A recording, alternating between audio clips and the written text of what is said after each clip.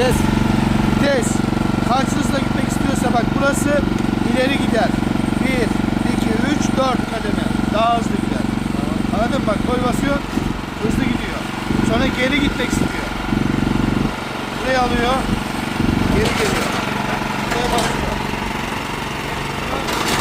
Burada öndeki makineyi çalıştırıyor. Bak.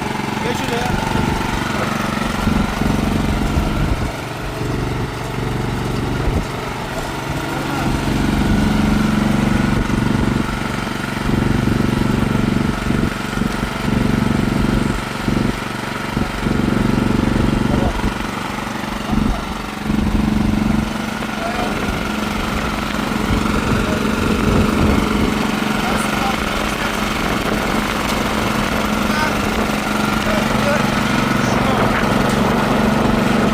Döndürüyor bak.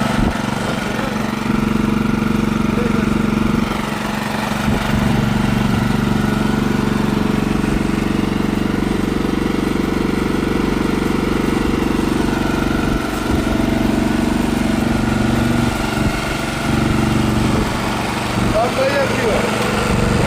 Ön lambayı yakıyor.